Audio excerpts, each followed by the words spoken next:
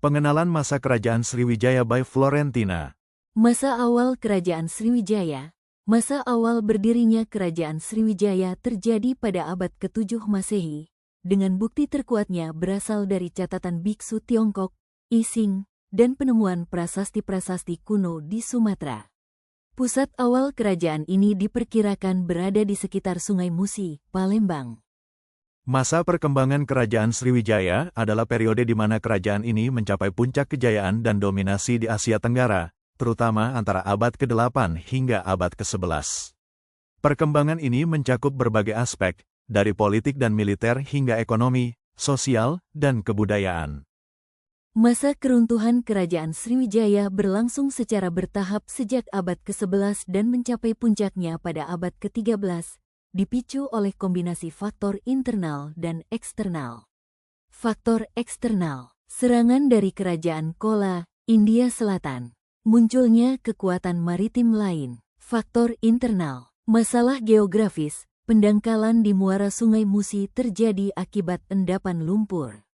Kelemahan politik dan militer, Sriwijaya kesulitan mengendalikan wilayah taklukannya setelah serangan Chola. Faktor ekonomi, terputusnya jalur perdagangan akibat persaingan dan serangan militer menyebabkan kas kerajaan menipis. Kerajaan Sriwijaya akhirnya runtuh pada tahun 1377 setelah ekspansi besar-besaran oleh Majapahit. Kesimpulan kejayaan Sriwijaya, abad ke-7 hingga ke-11. Kerajaan Sriwijaya mencapai kejayaan sebagai kerajaan maritim dan pusat perdagangan internasional di Asia Tenggara. Kejayaan ini didukung oleh beberapa faktor. Letak strategis di jalur perdagangan antara India dan Tiongkok. Armada laut yang kuat yang menguasai jalur pelayaran penting seperti Selat Malaka. Pusat pendidikan agama Buddha yang menarik para cendekiawan dari berbagai wilayah. Kemampuan mengontrol komoditas perdagangan penting. Keruntuhan Sriwijaya, abad ke-11 hingga ke-13.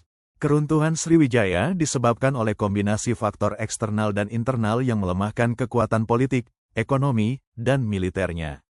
Faktor eksternal, serangan militer dari Kerajaan Chola pada tahun 1025 melemahkan angkatan laut dan wibawa Sriwijaya. Munculnya pesaing maritim dari Jawa, seperti Singhasari dan Majapahit, yang menguasai wilayah-wilayah kekuasaan Sriwijaya. Serangan dari Kerajaan Siam juga turut memicu kemunduran. Faktor internal, pendangkalan di muara Sungai Musi mengganggu aktivitas pelabuhan, mengurangi pendapatan dari bea cukai, dan melemahkan perekonomian. Melemahnya kepemimpinan dan militer membuat Sriwijaya kehilangan kendali atas wilayah taklukannya, yang kemudian banyak memerdekakan diri. Pada akhirnya, Kerajaan Sriwijaya tidak mampu bertahan dari gempuran musuh dan persaingan dagang. Keruntuhan ini berdampak besar pada peta politik Nusantara dan hilangnya pusat kebudayaan Buddha di kawasan tersebut. Berikut adalah gambaran dari Kerajaan Sriwijaya.